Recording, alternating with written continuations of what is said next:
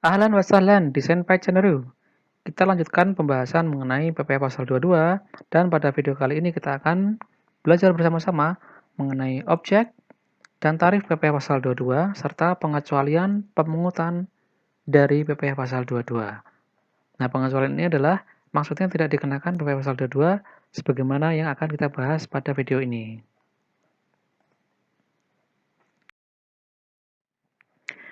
Yang pertama ini ya, yang merupakan objek PPh Pasal 22 serta tarif dari objek tersebut. Yang pertama adalah impor ya, importasi ya. Nah, importasi ini adalah kegiatan memasukkan barang dari luar daerah pabean ke dalam daerah pabean. Nah, untuk menghitung PPh Pasal 22 atas impor, ini dasarnya adalah dasar pengenaan pajaknya adalah nilai impor. Nilai impor adalah CIF ditambah bea masuk dan pungutan pabean lainnya. CIF itu apa? CIF itu adalah cost, kemudian insuran, dan freight ya. Jadi nilai barang ketika diimpor itu nilai dari awalnya adalah cost ya. Kemudian insurance adalah asuransi, termasuk juga asuransi dalam proses pengiriman. Itu barang itu diasuransikan. Serta freight itu adalah biaya pengirimannya. Kemudian atas impor tersebut itu juga dikenakan bea masuk dan pungutan pabean lainnya. Nah, nilai impor ini adalah total dari CIF ditambah bea masuk dan pungutan pabean lainnya. Kemudian berapa tarifnya? Untuk impor yang dilakukan oleh pengusaha ya, atau oleh siapapun, di mana dia memiliki API ya, angka pengenal impor, ini biasanya pengusaha ya, tarifnya adalah sebesar 2,5%. Ya. Kemudian ada ketentuan khusus untuk importasi kedelai, gandum, terigu, tepung terigu, dan lain sebagainya ya sesuai dengan lembaran C PMK 110 2018, tarifnya adalah 0,5%. Adapun kalau misalnya dia tidak memiliki API, tidak memiliki angka pengenal impor, maka tarifnya adalah 7,5%. Ini basicnya ya. Basicnya itu adalah API dan non-API. Ini basic yang dipahami secara umum oleh masyarakat ataupun yang belajar mengenai akuntansi. Namun ternyata di dalamnya juga ada aturan-aturan yang lainnya. Yakni impor yang tidak dikuasai, yaitu impor yang bukan pemilik dari suatu perusahaan yang mengimpor tadi, ya kan? Atau dimiliki oleh pihak lain itu adalah 7,5%, sama dengan yang non-API ini ya. Sama dengan non-API. Terus untuk barang-barang tertentu ya, dengan dan atau tanpa API itu 10%. Seperti misalnya parfum ya. Ini daftar lengkapnya ada di lampiran A PMK 110 2018. Dan juga 7,5% untuk yang ada di lampiran B PMK 110 2018. Kita tidak mempelajari lebih lanjut mengenai lampiran-lampiran ini karena ada sangat banyak. Yang menjadi catatan utama bagi mahasiswa biasanya adalah API dan non-API. Itu. Kemudian untuk barang kiriman ya, barang kiriman yaitu yang dikirimkan melalui pos ya, itu adalah kalau misalnya dia lebih dari 3 US dollar ya kan, maka dia dikenakan sesuai dengan ketentuan di atas. Kemudian kalau dia sampai dengan 3 US dollar ya, maka dia dibebaskan dari bea masuk, dia juga bebas dari PPh Pasal 22, namun dia tetap kena PPN dan juga PPNBM. Ya, tapi kalau misalnya nilainya di bawah 3 US dollar ini kan sepertinya agak ya sulit untuk mencarinya ya, yang dikenakan PPN serta PPNBM ini ya, yang terutama yang di PPNBM ini ya. Tapi kalau misalnya PPN tetap kena ya, kalau PPN kan dia wajar ya kenanya. Nah, atas barang kiriman ini ya, yang biasanya dikirim melalui pos ini ya, baik itu kantor pos ataupun JNE ataupun pos-pos yang lainnya, ini biasanya adalah untuk barang-barang yang dari mana aja ya, tapi sampai saat ini volume yang paling banyak itu adalah barang-barang yang merupakan, hasil jual beli melalui e-commerce, ya. Ketentuan sebelumnya ini tidak ada ini baru muncul di tahun 2019 ya. Ketentuan sebelumnya itu ya sebagai barang kiriman biasa dan itu nilainya sekitar $75 ya. Nah, kemudian diturunkan menjadi $3. Nah, kenapa ada penurunan seperti ini? Karena volume perdagangan e-commerce, khususnya adalah e-commerce yang lintas negara ya, ini meningkat pesat.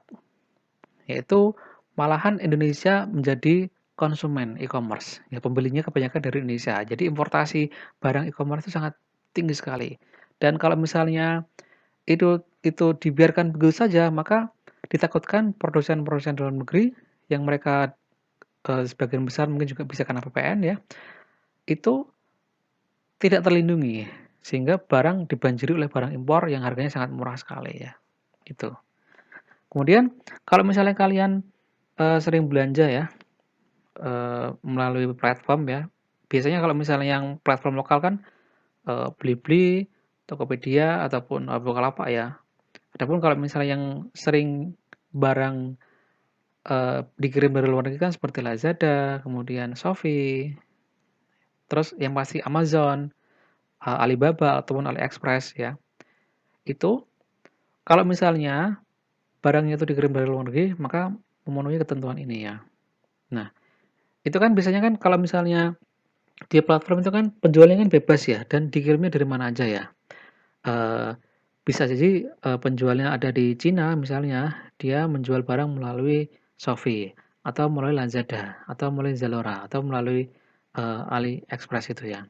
Nah, mereka bisa tetap jualan ya, mereka bisa tetap jualan secara online ya, nanti barangnya akan dikirim dari luar negeri. Nah, data yang ada di Indonesia ini kebanyakan adalah barang-barang yang dari Cina. Itu sangat banyak sekali ya, yang dari Cina. Dan tahun ini ya, tahun ini mungkin 2020 mungkin yang cukup terkenal di Indonesia itu adalah barang kiriman berupa sepeda, khususnya untuk merek tertentu ya, yaitu Brompton ya. Nah, Indonesia dikenal sebagai pemburu Brompton di dunia ini ketika awal-awal pandemi Covid ini. Terkenal sampai itu. Nah, tapi itu kan udah pasti nilainya di atas $3 ya kan pastinya kan. Ya, pasti udah kena itu. Baik itu, PP saldo 2-nya, bea masuknya, serta pungutan PB yang lainnya dan PPN ya. Yang kedua, ekspor komoditas tambang, batu bara, mineral logam dan bukan logam, maka dia kena 1,5% dari nilai yang tercantum dalam PIB ya. Ini sesuai dengan di lembaran D PMK 110 2018. Kemudian yang ketiga adalah pembelian barang dan atau bahan keperluan kegiatan usaha. Ini 1,5% ya. Untuk dari harga pembelian tidak termasuk PPN ya, yang dari bendahara ataupun dari BUMN ya. BUMN, BUMD itu kena 1,5% ya. Kemudian yang keempat adalah penjualan BPG, BBM, dan pelumas ya. Untuk BBM, bahan bakar minyak ya, kalau misalnya penyerahannya itu kepada SPBU Pertamina, maka dia terutang sebesar 0,25% dari penjualan, tidak termasuk PPN. Adapun kalau SPBU-nya itu bukan Pertamina dan juga dijual oleh non SPBU, maka 0,3% dari penjualan, tidak termasuk PPN. Sedangkan untuk BBG, bahan bakar gas itu adalah 0,3% dari penjualan, tidak termasuk PPN. Dan pelumas juga 0,3%. Ya, jadi kalau kita melihat ini ya, hanya SPBU Pertamina saja yang 0,25%. Sedangkan yang lainnya adalah 0,3%. Begitu cara untuk memahaminya. Khusus untuk SPBU Pertamina 0,2%, yang lainnya 0,3%.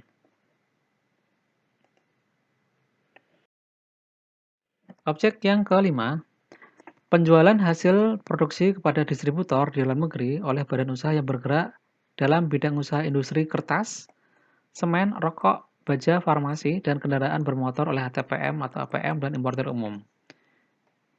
Ya, ini objek pemungutannya. Adapun tarifnya adalah untuk kertas 0,1%, semen 0,25%, penjualan otomotif atau kendaraan itu adalah 0,45%, kemudian penjualan baja 0,3%, dan farmasi 0,3%. Dan ini tidak termasuk PPN. Nilai dasar pengenaan pajaknya ya.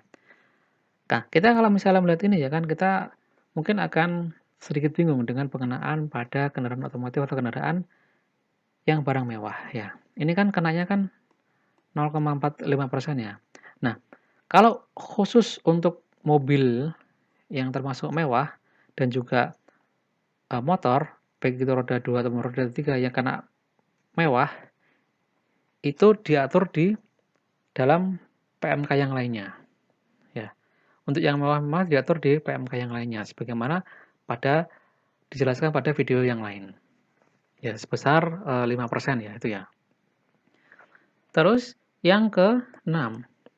Pembelian bahan baku berupa hasil kehutanan, perkebunan, pertanian, peternakan, dan perikanan yang belum melalui proses industri manufaktur oleh badan usaha industri atau eksportir untuk keperluan industri atau ekspor. Dia kenanya adalah sebesar 0,25%. Ya. Dari harga pembelian tidak termasuk PPN. Kemudian nomor 7, pembelian batu bara, mineral logam, dan juga mineral bukan logam, dia 1,5% dari harga pembelian. Yang ke-8, penjualan emas batangan di dalam negeri oleh badan usaha, maka dia terkena 0,45% dari harga jual.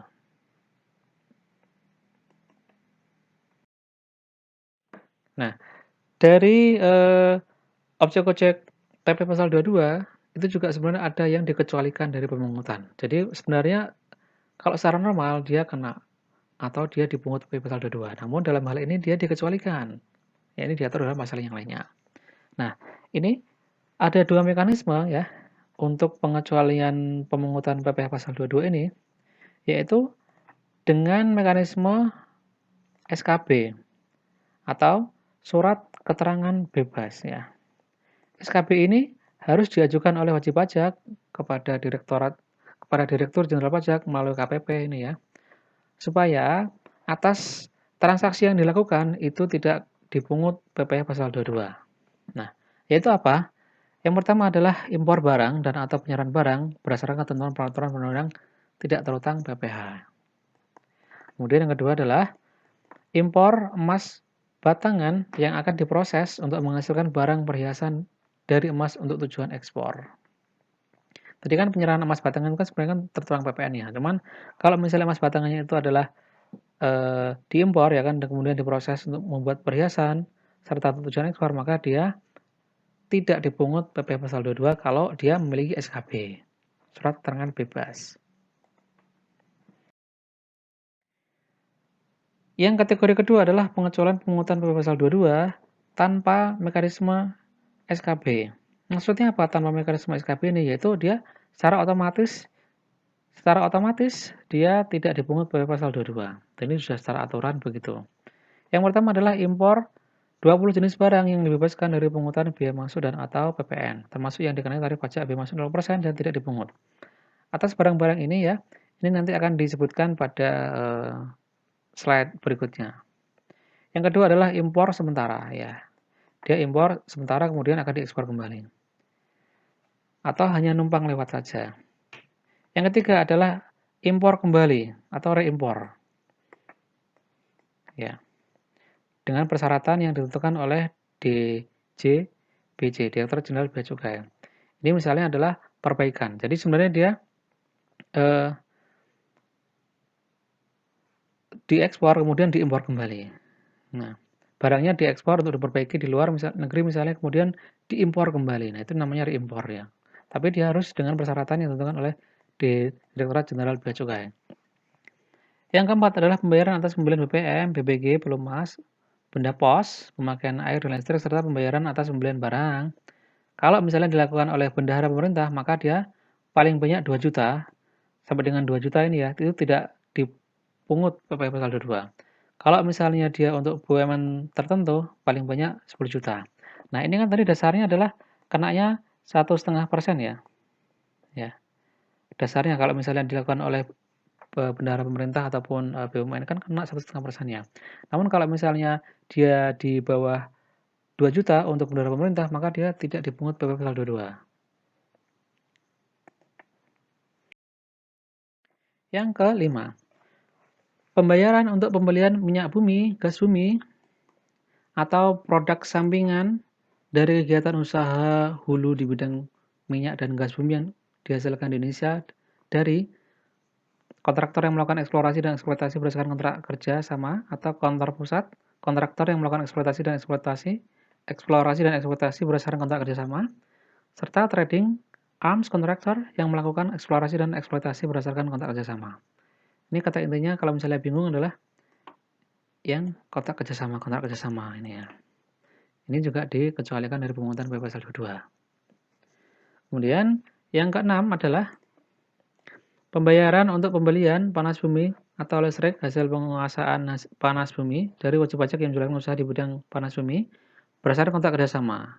Again ini ya, berdasarkan kontrak kerjasama pengusahaan sumber daya panas bumi.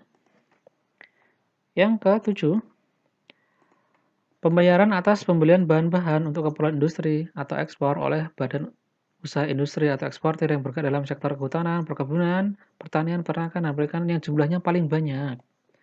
Paling banyak 20 juta rupiah, tidak termasuk PPN, dan bukan merupakan pembelian yang terpecah-pecah. Jadi kalau misalnya maksimal 20 juta, dia juga dikecualikan dari pemungutan. Kalau misalnya lebih dari 20 juta, nah itu baru merupakan objek PP Pasal 22. Yang ke-8, pembelian batu bara, mineral logam, dan mineral bukan logam dari badan atau orang pribadi pemegang izin usaha pertambangan yang telah dipungut PP Pasal 22 atas pembelian barang dan atau bahan baru untuk keperluan kegiatan usaha oleh BUMN.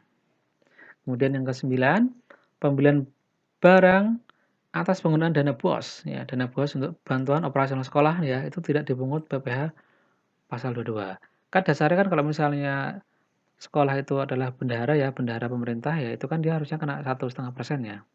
Nah, tapi kalau misalnya itu untuk pembelian dengan menggunakan dana BOS, maka dikecualikan dari pemungutan PP Pasal 22. Yang ke-10, penjualan kendaraan bermotor dalam negeri yang dilakukan oleh industri otomotif ATPM atau APM dan importir umum kendaraan bermotor yang telah dikenai pemungutan PP Pasal 22 atas penjualan barang sangat mewah. Nih. Tadi kan bahwasanya untuk penyerahan barang yang sangat mewah itu kan diatur tersendiri ya. Maka dia tidak kena lagi di sini. Tadi bahwasanya untuk yang barang mewah itu kan kalau yang kendaraan bermotor ini kan hanya 5% ya. Sedangkan kalau misalnya bukan barang mewah, tadi kan yang di atas itu dikenakan sebesar 0,45%. Gitu ya. Jadi beda.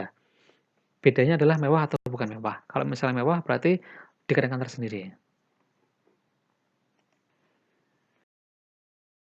Yang ke-11, penjualan emas batangan oleh badan usaha yang memproduksi emas batangan kepada Bank Indonesia. Ini kuncinya adalah penyerahan kepada Bank Indonesia atas emas batangan.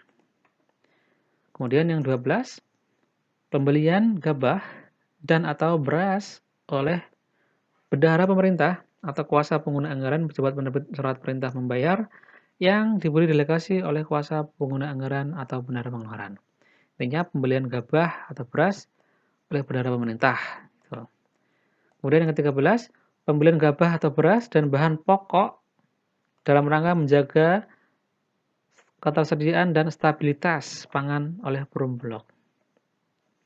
Serta, nah di sini sebenarnya nggak hanya sekedar Perumbulok ya, tapi juga oleh BUMN yang lainnya ya.